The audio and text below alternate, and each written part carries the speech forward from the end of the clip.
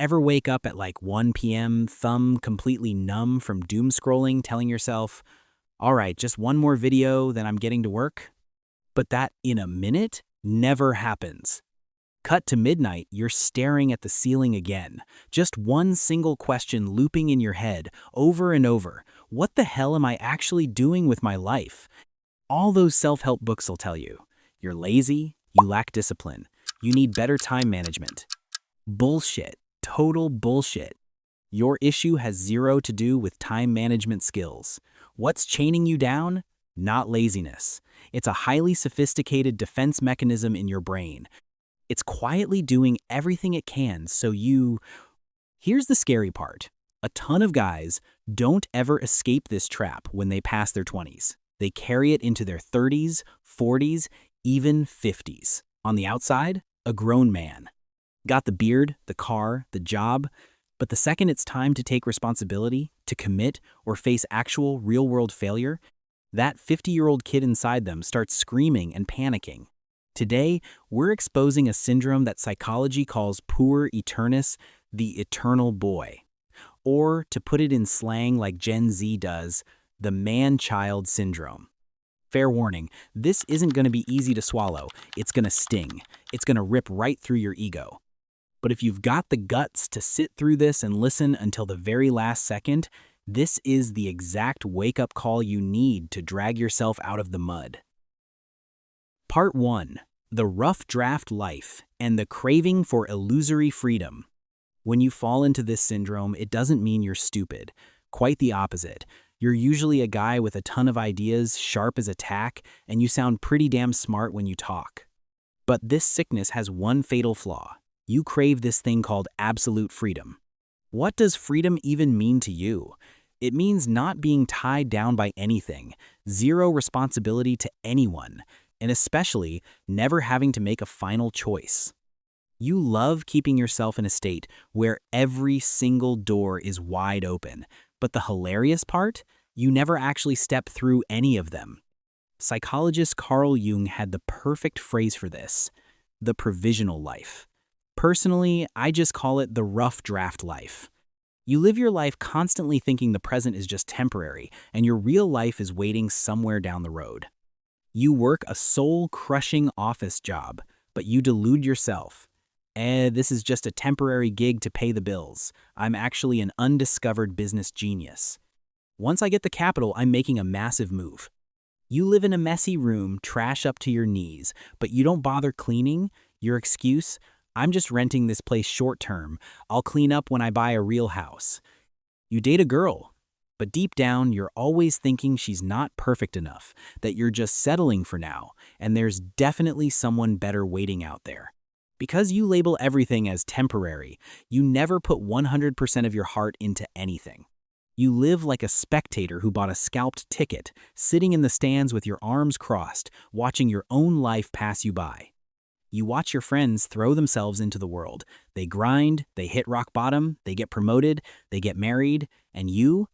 The childish ego inside you looks down from its high horse and thinks, look at those idiots, trapped in the rat race. I'm smarter. I'm just waiting for my own special lane. Want to know the brutal truth? You're not choosing to be a spectator because you're free. You're turning that so-called freedom into a shield to dodge the draft of real life.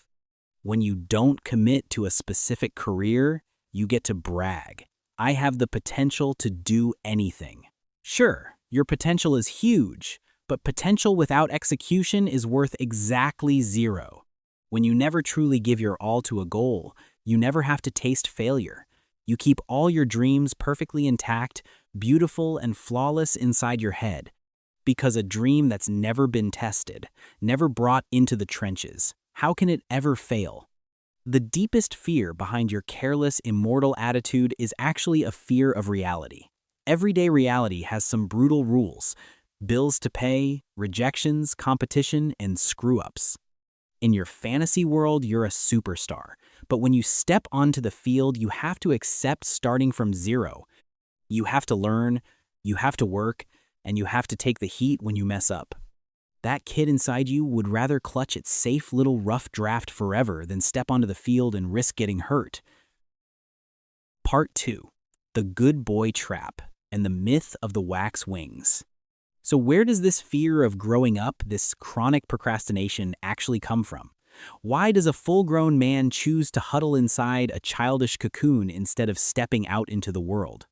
To answer that, we've got to flip back through the pages of the past.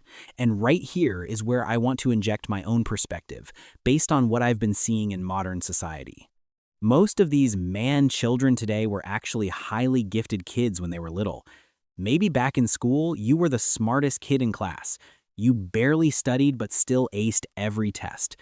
You had this special talent that had your parents and teachers constantly hyping you up.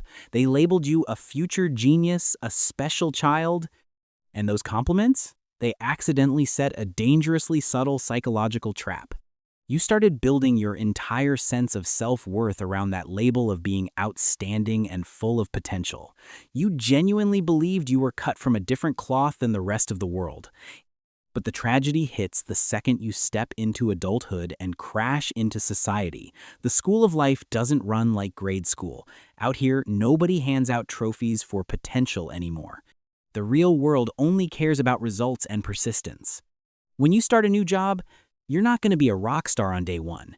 You write an article, nobody reads it. You run a project, your boss chews you out. You go to an interview, the company rejects you. For someone who grew up believing they were special, these experiences aren't just normal setbacks. They're a direct knife to your ego. It hurts. It makes your throat tighten with frustration. And to protect that bleeding ego, your brain triggers an automatic defense mechanism. That mechanism is called procrastination. You start telling yourself, I haven't succeeded yet because I haven't actually gotten serious. It's not because I'm stupid. If I actually gave a crap, those other guys wouldn't stand a chance. You put off submitting your resume, you put off learning that new skill, you put off launching your side project. The core of your procrastination here isn't that you're too lazy to do the work. You're stalling to protect the illusion of your own competence. As long as you haven't started, you still get to believe that if you did start, you'd easily be the best. Remember the story of Icarus in Greek mythology? He was given a pair of wax wings to escape an island prison. But because he bought into his own hype, thinking he could touch the gods, Icarus flew too high, too close to the sun. The heat melted the wax, and he plummeted straight into the sea. You are the definition of Icarus when you confuse potential with actual achievement. You can dream about flying incredibly high in these massive plans you've drawn up in your head. But if you haven't learned how to walk steadily on the ground, if you look down on small, tedious tasks and refuse to do them, reality is going to swat you down without mercy the second you touch it. Part 3. The 3 swamps swallowing your adulthood. And when the gap between the fantasy in your head and the brutal reality outside keeps getting wider, it's incredibly easy to slide into a self-destructive spiral with these 3 classic psychological traps. The first trap, numbing your awareness with cheap dopamine. Life's pressures out there are heavy, right? Terrified of failure, right? What's the fastest way out? Escaping. Every single time things get tough, your natural reflex isn't to fix the problem. It's to find a quick exit so you don't have to deal with that uncomfortable feeling. You throw yourself into all-night gaming marathons, aimlessly scroll through TikTok, or drown in toxic internet garbage. To you, this isn't healthy entertainment. This is psychological anesthesia.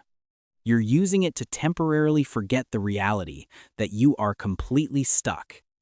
In the virtual world of a game, you get to be a commander, a hero.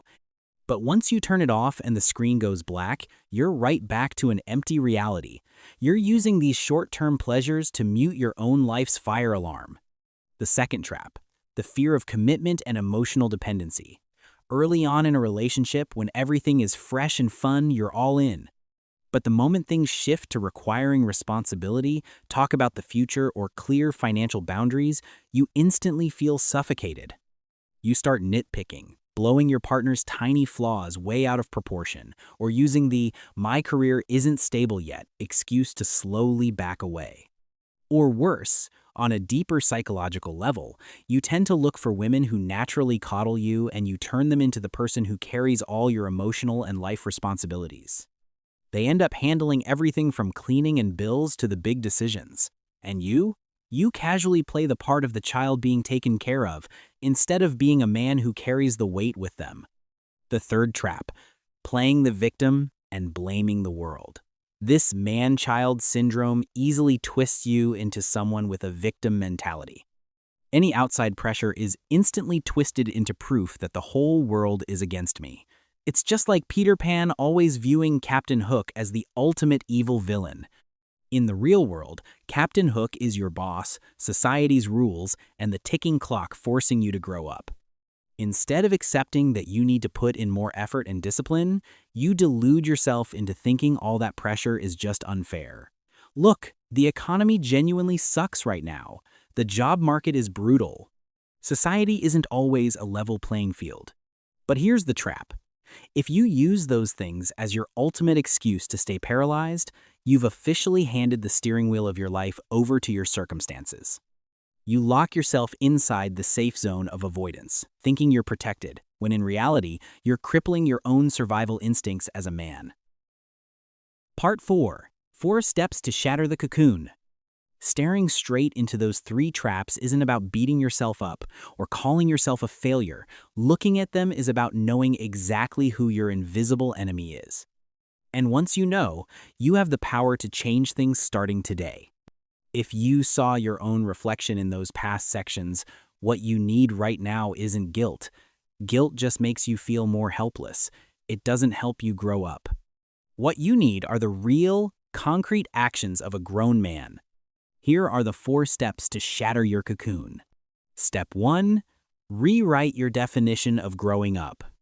The absolute biggest mistake children make is thinking that maturing, making money, and carrying responsibility will turn them into somebody basic, kill their creativity, and erode their youthful dreams. You view adulthood like a prison, but the truth is the exact opposite. Responsibility and commitment aren't chains. They are the most solid fortress protecting your dreams. Think about it. If you have a gift for writing, but you lack the discipline to sit at your desk every single day, that talent turns to zero. If you have a brilliant business idea, but you're terrified of risk and too lazy to learn financial management, that idea stays on a scrap of paper forever. Growing up doesn't murder the creative child inside you. It gives that kid a frame, a rock-solid foundation to turn crazy ideas into reality in the real world. Step 2. Learn to do mundane things with absolute, total seriousness. Your ego always looks down on daily, repetitive chores because they seem way too small compared to the grand image you've painted of yourself. To break this habit, you've got to start doing the smallest things with the highest level of seriousness. Clean your damn room. Wash and fold your own clothes neatly. And try doing it in total silence, no music, no scrolling on your phone to distract your brain. Focus completely on the action itself. Pay your utility bills on time. Take a normal job, whether it's manual labor or a low-paying office gig, and try to do it as best as you possibly can. When you force yourself to do these mundane things, you're dragging your head down from the clouds back to the earth. You're crashing directly into reality and realizing, this world doesn't stop just because you aren't ready. Step 3. Practice exposure therapy with failure. Since the core of this whole syndrome is the fear that you aren't good enough, the only way through it is to throw yourself straight into situations where failure is highly likely. Pick one thing you've been putting off forever just because you're scared of screwing it up. Fix your resume and blast it out to 5 different companies. Enroll in a new skill course where you accept that during those first few days, you're gonna look like a clumsy idiot. Own up and apologize to someone you hurt. Or walk straight up to your boss and ask for the most brutally honest feedback on your performance. When you dare to do that, you'll realize failure isn't that terrifying. Getting rejected doesn't mean the sky is falling. A man's character isn't built when he's constantly winning inside his own imagination. It's forged through the times he faceplants in the real world, figures out how to push himself back up, dusts off his knees, and keeps moving. Step 4. Lock into an external, disciplined structure. A major trait of the man-child is the ability to negotiate with yourself to dodge discomfort. When things get tough, your brain automatically cooks up 100 totally reasonable excuses for you to back off, take a break, or crawl back into your warm bed with your phone. That's why, in the beginning, you cannot trust your own willpower. You don't have enough of it. You need to find an environment with high discipline, a strict mentor, a demanding boss, or a community of high-disciplined men. Find guys who will call you out straight to your face when you're making excuses, who won't coddle your procrastination, and who expect you to deliver on your word. The pressure of that environment and the accountability from those around you will be the anchor that keeps your feet glued to the ground whenever the kid inside you tries to fly back to Fantasyland. These 4 steps are easy to talk about, but putting them into action, it's going to leave you bruised and bloody. But that is the only realistic path forward if you don't want those 2 words, potential, to forever sit on your list of regrets. Don't wait until the end of your life to look back, only to realize the only asset you own is 2 words, what if?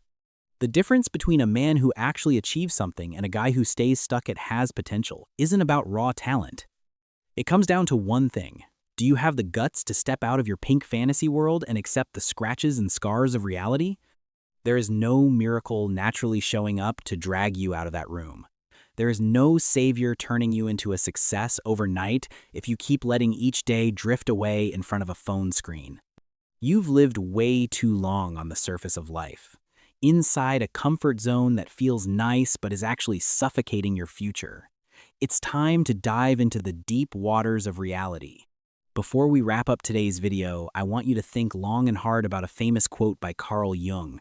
The greatest burden a child must bear is the unlived life of its parents.